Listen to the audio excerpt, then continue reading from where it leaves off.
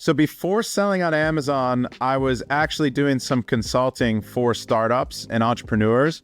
I'd created a group on Meetup of entrepreneurs and investors, and we were hosting Shark Tank meetings. And I was helping people with a lean startup methodology. So you want to start a business, don't spend any money, try to waste as little money as possible to prove the concept.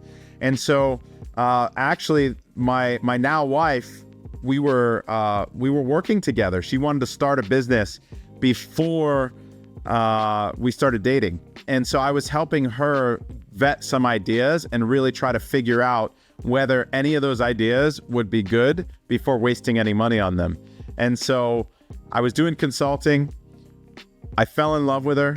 I told her, she told me that she liked me too, and we started dating. And at that point, I felt bad charging her. So I said, well, let's start a business together instead. And that's when we found FBA and Amazon. We sent some products in, they sold right away. And it was just too good to be true. But at the same time, we realized the opportunity that we had. So we decided to start an Amazon business together. We haven't looked back since.